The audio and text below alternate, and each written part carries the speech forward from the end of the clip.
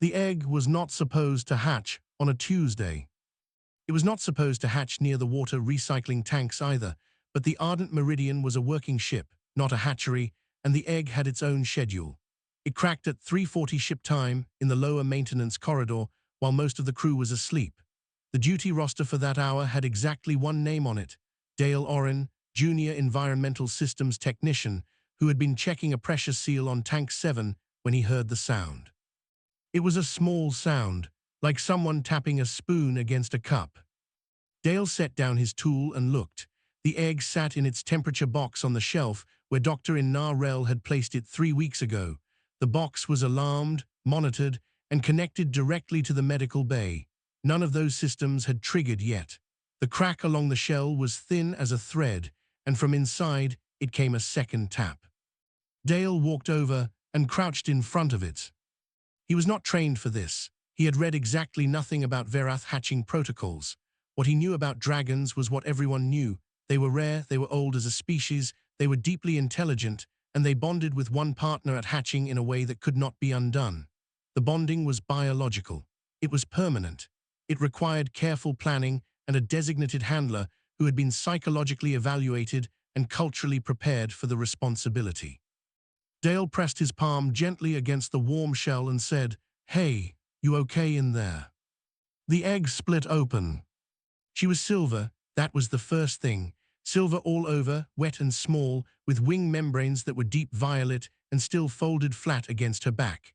She was about the size of a large house cat. Her eyes, when they opened, were green gold and enormous, and they found Dale's face immediately and did not move from it.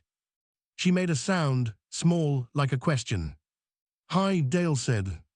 That was how it happened. That was the whole ceremony.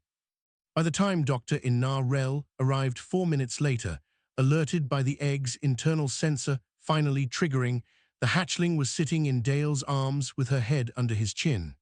Dale was patting her back the way you would pat a nervous animal. She had already stopped shaking. Inna-Rel stood in the corridor doorway for a long moment. She had 6 limbs and the general shape of a large insect, and she was, in that moment, completely speechless. She was cold, Dale said, by way of explanation. The next 2 days were complicated. Borin, the designated Verath handler who had spent 11 years preparing for this posting, came to the medical bay and sat with the hatchling for 4 hours. She tolerated him fine. She ate the food he offered. She let him touch her scales. But when Dale came back to check on her after his shift, she crossed the room to him in a clumsy 4-legged scramble and bit the hem of his jacket and refused to let go. Borin watched this with an expression that had no name in any language Dale spoke. Commander Voroshan called a meeting. She was Thalesi, 4-armed and bioluminescent, and she ran her ship with the kind of calm that came from 60 years of practice. She listened to Inna-Rel's medical report. She listened to Borin's formal objection. She looked at the footage from the corridor camera. She said, "Can the bond be transferred?" Inna-Rel said no. Voroshan said, "Can it be dissolved?" Inna-Rel said, "Absolutely not." Voroshan said, "Then we adapt." She closed the meeting. Nobody was happy, except Dale, who was not sure what the fuss was about, and the dragon, who was not capable of fuss yet and was currently asleep in Dale's tool bag. He named her Sora. He picked the name because it sounded like something that could be a name, and because she turned her head when he said it on the 3rd try, and that seemed like agreement enough. Life settled into a rhythm. Dale did his rounds, and Sora came with him, riding on his shoulder or his back or tucked against his chest depending on her mood. He talked to her constantly, not commands, not training words, just talking, about the water pressure in Tank 3, about whether the recycled air on Deck 4 smelled different from Deck 2, about what he had eaten for lunch. She listened to all of it with her ear frills up and her eyes bright, as if every word was important information she was storing carefully away. Other crew members watched. They wrote notes. Inna-Rel had 4 separate research threads open on the subject of the bond. Archivist Sen, who was very old and had seen many things, said privately that it was the most interesting thing he had witnessed in decades.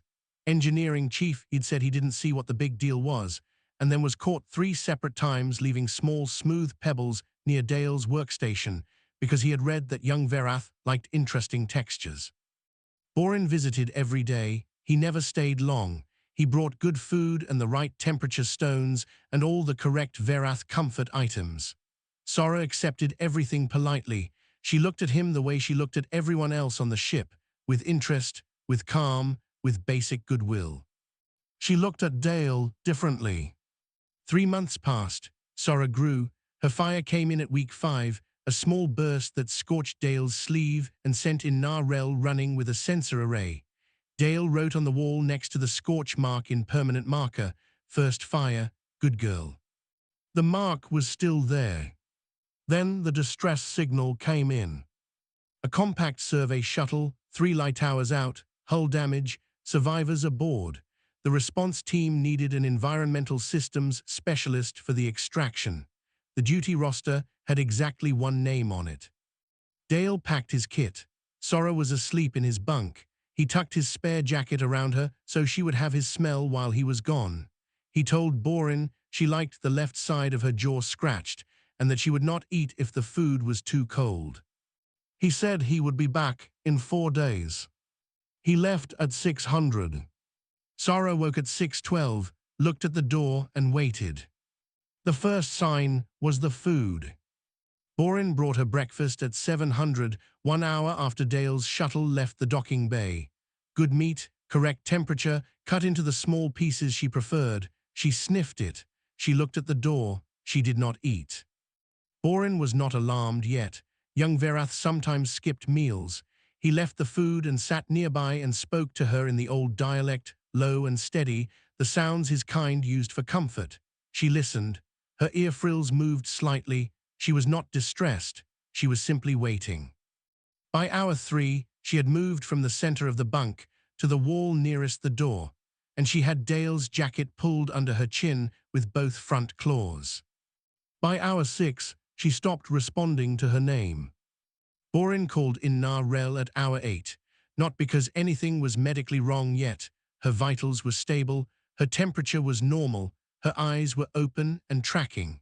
He called because in 40 years of working with Verath, he had never seen one go this quiet, this fast. Narel arrived with her sensor array and spent 20 minutes running readings. When she was done, she sat on the floor across from Sora and looked at her for a long time without speaking. Sora looked back. Neither of them moved. "She's not in distress," Narel said finally. "No," Borin agreed. "She's just waiting." "There's a difference between those two things." Borin was quiet for a moment. "When a Verath waits for a partner who is not coming back," he said, "it looks exactly like this, except that situation has a different end point." He paused. "Dale is coming back." "Yes," Narel said, 92 more hours." They both looked at Sora. "That's a long time," Narel said. Hour 12 was when the flame went out. Not a sputter, not a gradual fade. The medical sensor that monitored Sora's internal flame core simply logged a temperature drop of 4 degrees over 11 minutes, and then flatlined at baseline body heat. No flame output, no heat from her scales. When Borin pressed the back of his hand near her side, where a healthy young Verath radiated warmth like a small furnace, he felt nothing but the ambient temperature of the room. He sat with her for another hour without moving. At hour 14, she stopped eating entirely, not the rejecting the food behavior from the morning. This was different. She simply did not respond when food was placed near her. She did not sniff it. She did not look at it. She was present in the room in the same way a stone was present in a room. Narel filed the first medical report. She kept the language clinical. She wrote, "Hatchling displaying reduced appetite and flame suppression consistent with separation distress. Monitoring." She did not write what she was actually thinking, which was that she had pulled up every Verath medical record in the compact archive that afternoon and read all of them twice, and was now sitting with a feeling she could not put a proper scientific name to. On hour 20, Archivist Sen came to the door. He was very old and moved slowly inside his containment shell, which kept the gaseous components of his body together in one place. He asked Borin if he could sit for a while. Borin said yes. Sen settled his shell near the bunk and began to speak old Kalathi stories, the kind told to young ones when the dark felt too large. His voice came through the shell's speaker, soft and even. He had told these stories for 90 years. He did not know if they would help. He told them anyway. Sora's ear frills moved once during the third story, just once, then she put her head back down. At hour 24, Commander Voroshan received Inna Rel's first report. She read it twice. She looked at the medical camera feed showing Sora motionless on Dale's bunk. She thought about the survey shuttle 3 light hours away and the repair timeline her response team had filed. She thought about Dale, who did not know any of this was happening. She left the feed open on her secondary screen and said nothing to anyone.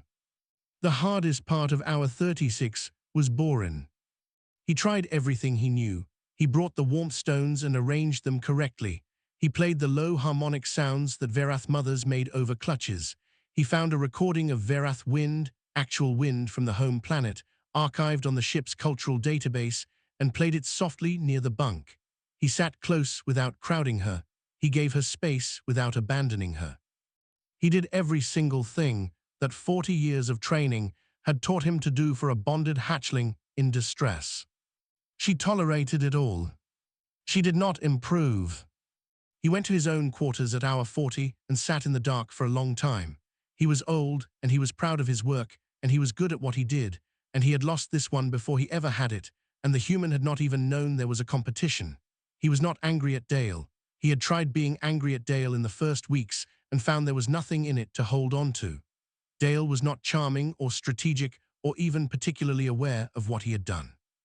He had just been there that first night and spoken to her like she was worth speaking to. Borin pressed his hands flat on his knees and breathed. At hour 48, the medical AI sent an automated alert to Commander Voroshan, flame core temperature declining. Hatchling has not eaten in 34 hours. Current trajectory, if unchanged, leads to flame dormancy risk within 72 hours. Voroshan read the alert. She read the definition of flame dormancy in the Verath medical file. She read it twice. She opened a channel to Fleet Command. She was going to need a very good argument. She had one ready. 200 meters from the nearest airlock, Dale was talking. His comm line was open on the standard check-in channel. He had promised Sora, casually, the morning he left, the way he promised most things, that he would check in every hour. The shuttle survivors could hear him through the shared channel. His response team could hear him. Technically, anyone monitoring the Ardent Meridian's communications array could hear him. He was telling Sora about the stars. "You can't see the nebula from here," he said. His voice was even unhurried. His hands were working a plasma welder along a buckled hull plate. The burn on his forearm from an earlier conduit mishap had been wrapped in emergency seal tape. He had not mentioned it in his status reports.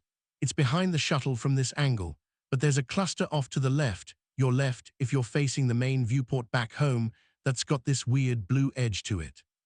Like someone drew the border with a marker." He paused to check his weld line. "You'd like it. You'd probably try to breathe on it." One of the shuttle survivors, a Murath technician named Irek, floated near the interior wall and listened to this for a moment. Then she said to the team medic next to her, "Is he talking to his dragon?" "Yes," the medic said. "Does she answer?" "She's on the ship." Irek thought about this. He knows she can't hear him. "She gets the recording," the medic said. He set up a relay every hour. Irek was quiet for a while. Outside, Dale kept welding and kept talking. He described the texture of the hull plating. He said he had found a good rock at the last station they had stopped at, and he had it in his suit pocket for her, smooth and slightly heavy, just the right size for her to carry in her mouth. He said the recycled air in his suit tasted like the stuff on Deck 2, which was a shame because Deck 4 was better. He worked for 4 more hours. He did not stop talking. Back on the Ardent Meridian, nobody was sleeping well. Engineering Chief Yeed had found himself standing outside Dale's quarters at hour 51 without quite knowing how he got there. He was Julan, aquatic adapted, managing life on a dry ship through a water-circulating bodysuit, and he was not a creature given to sentiment. He was given to systems. He liked things that worked. He had spent 3 months watching Dale work, and Dale worked the way water moved, without fuss, finding the path, getting where he was going. He'd respected that. He looked through the small viewport panel on the door. Sora was a dim silver shape on the bunk, barely visible. Her scales, which should have had a faint warm glow, were flat and dull. The jacket was still tucked under her chin. He'd stood there for a moment. Then he went back to his station and pulled up the Verath biological file and read it for the second time that day. He was looking for something he could fix. He was a chief engineer. He fixed things. He read the file all the way through. He closed it. He had no tools for this. He went back to work. In the medical bay, Narration had stopped filing clinical reports and started writing something else. It was not for the official record. It was for herself, in the small personal log she kept in her native Murath script that no one else on ship could easily read. She wrote, "We selected Borin for this posting because he was the most qualified candidate in the compact registry. We evaluated him for 11 years. We checked his psychological profile, his species compatibility ratings, his patience metrics. We did everything correctly." She paused, looked at Sora's feed on her screen. "We did not check Dale Orin at all. He was not a candidate. He was not evaluated. He happened to be present when the shell cracked, and he spoke to her like she was worth speaking to, and she decided, in the first 60 seconds of her life, that he was the one. And she was right." She read what she had written. Then she added, "The compact has 47 recorded failed attempts to establish Verath hatchling bonds outside the home system, all by designated, trained, evaluated handlers. One human, who did not know what he was doing, did it in under a minute. I do not know what to do with this information scientifically. I think the word I am looking for is not a scientific word." She did not write the word. She closed the log. Archivist Sen was still sitting near Sora's door at hour 56 when Borin came back for the late watch. They did not speak for a while. Old creatures often didn't need to. Eventually Sen said, "I have been thinking about what the compact's records say about humans." "What do they say?" Borin asked. "They say humans are adaptable, emotionally unstable, statistically reckless, prone to irrational attachment." Sen's voice came through his speaker slowly. "They do not say anything about this." Borin looked at the door, because no one knew to write it down. "Someone will need to." Sen shifted in his shell. "Dale Orin did not bond with her because he was trained to. He bonded with her because he was there, and he was not afraid of her, and he talked to her like she already mattered." A pause. "The Verath have required their bond candidates to prove worthiness for centuries. It is a very structured process." Another pause. He did not know there was a process.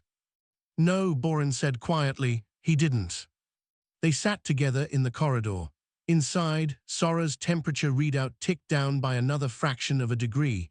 It was small, it was measurable, it was the wrong direction. At hour 59, Dale's check-in came through the relay.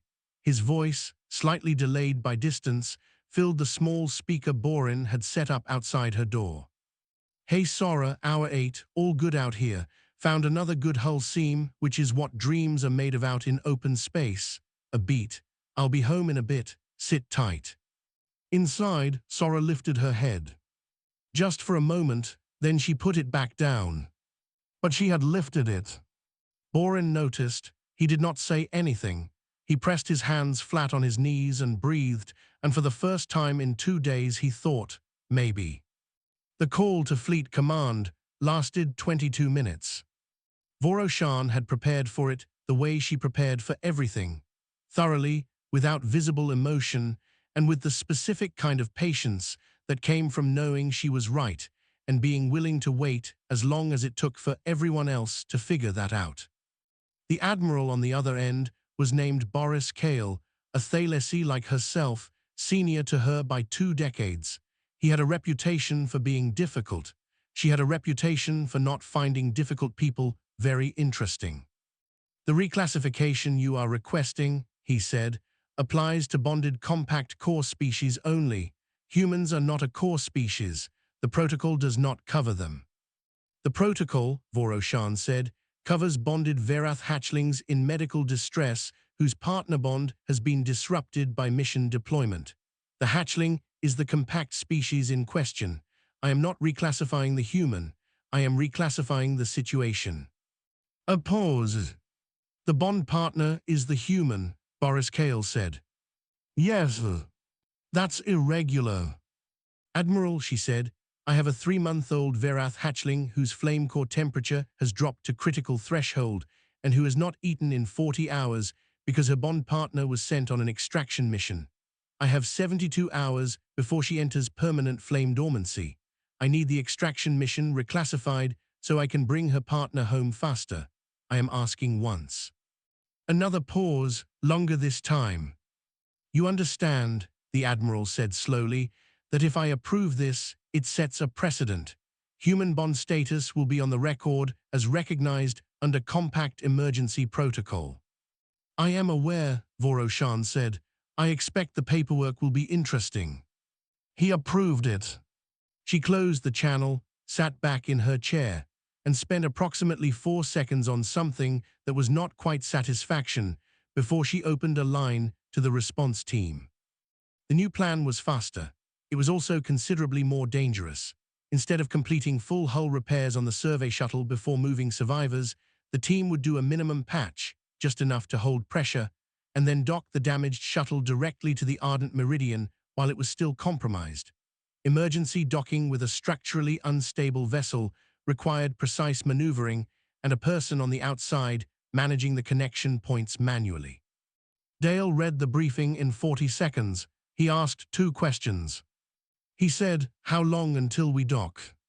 He was told, approximately 18 hours if all goes well. He said, is Sora okay? Nobody answered that one directly. The team lead said the ship's medical staff were monitoring her closely and she was stable. Dale nodded. He did not push. He went to get his tools. Yeed, watching the response team feed from engineering, said quietly he would go faster if he knew how bad it was. Borin, who had come to stand near engineering because he did not know where else to be, said, he is already going as fast as a human can go. Yeed turned to look at him. I mean, Borin said, that he is going as fast as possible, not faster, not slower. He's not panicking, he's not slowing down to process it, he is just working. He was quiet for a moment. I have watched Dale Oren work for 3 months. He works the same way whether the task is easy or hard. He does not change speed based on how he feels about the situation. He'd looked back at the feed. Dale was outside again, moving along the shuttle's damaged flank, checking the patch integrity with his scanner. Is that a human thing? He'd asked. I don't know enough humans, Borin said, but I think it might be. In the medical bay, Inna-Rel had stopped pretending she was going to sleep. She sat next to Sora's medical sensor array and watched the temperature readout and drank something hot that had gone cold an hour ago. She read her own notes back to herself. She read the archive records. She had found, buried in a Verath cultural document from 4 centuries ago, a passage about the nature of the flame bond. It said, the partner flame is not ignited by worthiness or ceremony. It is ignited by recognition. The hatchling knows in the first moments of life the shape of the one who will keep them. They recognize it the way they recognize warmth. It is not a choice, it is a knowing. Inna-Rel looked at Sora. Sora was awake, barely. Her eyes were half open. Her scales were the color of old pewter instead of silver. She had not moved from Dale's jacket in hours. He's coming, Inna-Rel said. It was the middle of the night, and she was alone in the medical bay talking to a baby dragon. She did not feel strange about this. 18 hours. Sora's ear frills did not move. Inna-Rel stayed anyway. The next 14 hours were the work of it, the ordinary, grinding, careful work of getting a damaged vessel home without killing anyone. Dale did 3 more external EVAs. The patch held on the 2nd attempt. The survivors were not easy to move. 2 of them had injuries that required careful handling and creative improvisation with the equipment Dale had brought. He improvised without complaint. He fixed a secondary seal failure that the team lead said was impossible to fix without a full repair bay. He fixed it with what he had in his kit and 20 minutes of stubborn attention. At hour 71, with the docking approach beginning, the ship's comm crackled with Dale's voice on the general channel. He was calling in coordinates to the Ardent Meridian's docking control. His voice was tired but steady. He had been awake for most of the mission. He sounded like a man finishing a job. In the corridor outside Dale's quarters, Sora's temperature readout sat at its lowest point yet. And then his voice came through the ship's open comm. Not a relay, not a recording, but live and close. The actual signal from the actual shuttle, now in docking range, and something happened. Sora stood up. Not all the way, her legs were unsteady and she sat back down almost immediately, but she had stood. She had heard him and she had stood. Borin, watching from the corridor, went very still. He pulled out his comm and sent one message to Inna-Rel. It said she stood up. Inna-Rel read it. She looked at the temperature readout. It had not changed yet, but she set down her cold drink and she stopped pretending she was calm. He was almost home. He cleared medical in 11 minutes. The ship's doctor later described this as the fastest post-EVA processing she had ever performed. It was not because she cut corners. It was because Dale sat down, answered every question, did not complain about the burn on his forearm, did not ask for anything, and waited with the patient and absolute stillness of a man who had somewhere very specific to be and understood that the fastest way to get there was to not rush the person standing between him and the door. She cleared him. He stood, nodded once, and left. He did not go to the mess. He did not change out of his work suit. He had a small smooth rock in his left suit pocket and a burn wrapped in seal tape on his forearm and approximately 79 hours of accumulated tiredness sitting somewhere behind his eyes, and he walked directly toward his quarters. The Ardent Meridian had 6 decks. Dale's quarters were on Deck 3, near the Environmental Systems Hub. It was not a long walk from the medical bay. It passed through the main corridor junction on Deck 2, then down 1 level. The whole ship was watching. Not formally, nobody had announced anything, but word moved fast on a vessel with a crew of 60, and over the past 79 hours, the subject of Sora's condition had passed from the medical bay to the engineering bay to the mess, to the crew quarters in the way that important things always traveled on small ships. Quietly, seriously, person to person. Everyone knew. Nobody had told Dale. 2 junior Murath researchers were in the corridor on Deck 2 when he passed. They pressed themselves flat against the wall without discussion, giving him the whole width of the hall. Dale glanced at them, nodded, kept walking. He was standing at the Deck 3 junction. He stepped aside before Dale reached him. He did not say anything. He was not a creature who said things when action was available. He just moved and watched Dale pass and then stood looking after him for a long moment. Borin was at the end of the corridor nearest Dale's quarters. He had been standing there for the last hour. He did not know exactly why. He had told himself he was monitoring Sora's condition from close proximity, which was true, but not entirely the point. When Dale turned the corner and came into view, Borin moved out of his way without being asked. Dale gave him the same nod he gave everyone, the same easy, neutral acknowledgement, no different from passing a colleague in a normal hallway on a normal day. Then Dale stopped. He looked at Borin properly for a moment. "She doing okay?" he asked. Borin looked at him. He thought about everything he knew about Verath biology and flame bonds, and the 83 recorded cases of flame dormancy in the archive, and Sora's temperature readout from 20 minutes ago. He said, "She'll be better when she sees you." Dale nodded like this was a perfectly satisfying answer, which perhaps it was. He turned and opened the door. The room was dim. The environmental system kept it at the temperature Dale preferred, which was slightly warmer than ship standard, and the lighting was low because nobody had thought to adjust it in the last 3 days. The bunk was against the left wall. The jacket was still there, bundled and slightly flattened from days of use. And Sora was in the middle of it, small and dull-scaled and barely moving, her eyes half open, her breathing shallow enough that Dale could not see it from the doorway. He crossed the room quietly. He did not move fast. He did not make large gestures. He crouched down in front of the bunk until he was at her level, forearms resting on his knees, and he said her name. Just her name, nothing else. She moved. It was slow, Her head came up off the jacket 1 inch, then two, like something remembering how weight worked. Her eyes opened all the way. They found his face and settled there the same way they had in the maintenance corridor 3 months ago in the first 60 seconds of her life, completely, immediately, without hesitation or doubt. He reached into his suit pocket and took out the rock, small, smooth, slightly iridescent gray. He held it out in his open palm. She stretched her neck forward. She sniffed it. Her nostrils flared. The rock was warm. It had been against his body for 4 days, through every EVA, through all of it. It smelled like him. Something shifted in her chest. Something small and deep, like an ember that had been sitting cold in ash and had just found the air it needed. She breathed in, deeper than she had breathed in 3 days. Her ribs expanded. Her scales caught what little light was in the room, and for just a moment they were silver again, actually silver, not the dull pewter gray they had been. She breathed out. It was not a flame, not quite. It was warmth, a breath of genuine warmth, a degree above body temperature, measurable, real. The medical sensor on her neck logged it instantly. In the medical bay, Inna-Rel was watching the readout, and she pressed all 6 of her hands flat on the console and did not move. On the bridge, Commander Voro-Shan saw the update on her secondary screen. She released a breath that had been sitting in her chest for approximately 18 hours. She did not make any note of this in her log.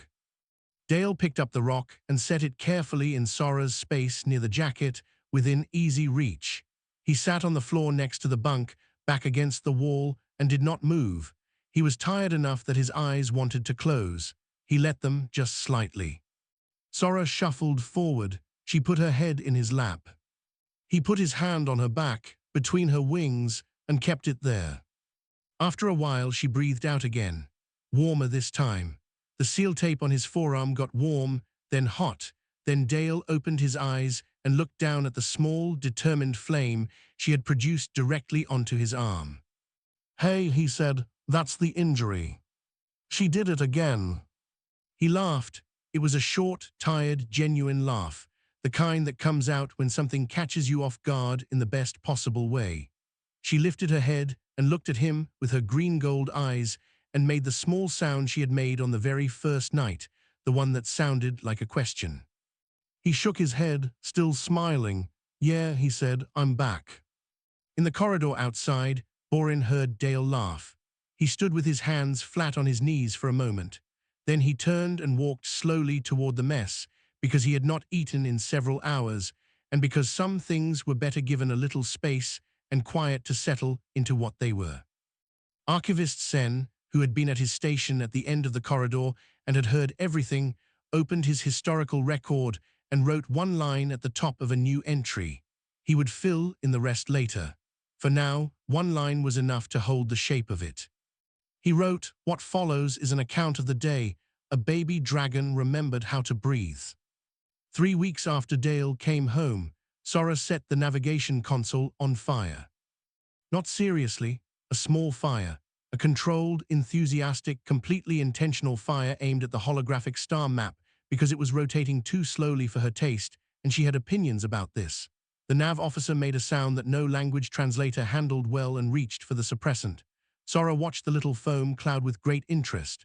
Then she looked at Dale, who was standing nearby with his coffee, and her expression was the specific expression that said, "That went well." "No," Dale said. She looked at the star map. "Also no," he said.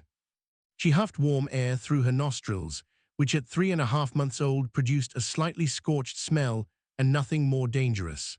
Then she climbed up his arm to his shoulder and settled there and watched the star map resume its rotation with the focused attention of someone who had decided to be patient about something, for now. Commander Voro-Shan, from her chair, observed this interaction without expression. Then she turned back to her instruments. It was, she had decided some time ago, simply how things were on this ship now. The growth surge had started 4 days after Dale returned. Inna-Rel had been watching for it. Verath hatchlings sometimes had rapid growth periods after the flame bond stabilized, but the scale of it was still impressive.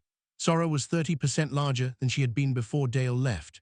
Her scales had deepened in color, brighter silver now, with a faint iridescent edge in direct light. Her fire was stronger and more controlled when she chose to control it. Her wings had developed enough to let her glide short distances, which she practiced in the cargo bay while Dale worked on the air filtration systems and occasionally had to duck. She had also started following Commander Voroshan. Nobody could explain this. Voroshan certainly hadn't invited it. It had started in the second week, when the commander happened to be walking past Dale's workstation and Sora had looked up, studied Voroshan for a long moment, and then simply fallen in behind her. She followed her to the bridge. She sat near her chair. She observed the commander's work with serious attention, as if she was taking notes. Voroshan had tried waiting it out. The behavior did not stop. She had tried walking faster. Sora had longer legs than she used to. She had tried once, turning to look at the dragon directly with the specific expression that had ended the careers of 3 junior officers. Sora had looked back with total tranquility. Then she had sat down next to Voroshan's left boot and stayed there for 2 hours. Narration found this extremely funny and was very professional about not showing it. She is studying authority, archivist Sen suggested, when Voroshan mentioned it during one of his historical interviews. She has identified her bond partner. She is now identifying the structure around him. Understanding who commands the ship means understanding who keeps Dale safe. Voroshan considered this. She is 3.5 months old. Yes, Sen said, the Verath are very intelligent. Voroshan looked down at Sora, who was sitting next to her left boot. Sora looked up at her. She couldn't have studied Yeed, Voroshan said. Archivist Sen made a sound that his translator rendered as diplomatic silence. Sen had been working on the historical record for 3 weeks. It was, he told people who asked, the most difficult piece he had written in 90 years. Not because the events were complicated, because the center of it was simple in a way that was hard to put into words without making it sound smaller than it was. He had written it 7 different ways. Each version was technically accurate. None of them were quite right. The problem was Dale. Specifically, the problem was explaining Dale in a way that did not either exaggerate or understate what he was. He was not exceptional in any obvious sense. He was not a hero in the traditional shape of the word. He had not done anything that required special training or unusual courage or gifts that other humans lacked. He had been present. He had been consistent. He had spoken to a baby dragon like she was worth speaking to. And then he had kept doing it, every day, as if it cost him nothing, because to him it cost nothing. The Compact would read this record and want to understand what humans were. Sen knew that. He had written records that changed how species understood each other. He felt the weight of this one. He finally wrote it like this. Dale Oren did not know he was doing anything extraordinary. This is the most important sentence in this account. Every species that has ever attempted to establish a Verath flame bond has done so with awareness, preparation, and effort. The human did it by accident, not through luck or circumstance alone, but because he moved through the world in a way that left no space between himself and the things around him. He spoke to a creature in the first moments of its life as though it was already worth knowing. The creature agreed. He sat back and read what he had written. Then he added one more line at the bottom. The Galactic Compact has 47 recorded failed attempts to bond with a Verath hatchling outside the home system, all by qualified, evaluated, prepared handlers. The human was none of these things. He was simply there and fully present, and that was enough. We are still determining what this means. He filed it. It would be read by the full Compact Council within the month. It would be discussed for years. Borin left the ship 3 days later. His posting had technically ended before all of this began, and Fleet Command had a new assignment waiting. He came to say goodbye to Dale in the maintenance corridor, which felt right, because that was where it had all started. Dale shook his hand. Borin looked at Sora, who was sitting on Dale's shoulder watching Borin with calm, clear eyes. He said in old Verath dialect the phrase that bondkeepers said to hatchlings who were leaving the nest. It meant, roughly, you are in good hands. He had never said it to a hatchling going to a human before. He said it anyway. It was true. Sora made a soft sound back. Borin did not know what it meant, but it did not sound like nothing. He walked away. He did not look back. He had learned over these months that some things were better received clean. Dale watched him go, then he looked at Sora. What did you say to him? She looked at him. Then she looked out at the nebula through the viewport at the end of the corridor, vast and blue and lit from within, more beautiful the longer you looked at it. Good answer, Dale said. He went back to work. She rode on his shoulder, her tail curled around his arm for balance, and watched everything he did with the focused attention of someone who intended to understand it all, eventually. The ardent meridian continued its survey. The nebula turned slowly outside the viewports, indifferent and enormous. Inside, 60 crew members went about their work. A human fixed a pressure seal. A baby dragon watched him do it. And for the first time in compact history, in the margin of Archivist Sen's formal record, in small and unofficial script that would be noticed by researchers 300 years later and debated in academic papers for decades after that, someone had written 4 words. The handwriting was Voro Shan's. It said, "Do not underestimate them."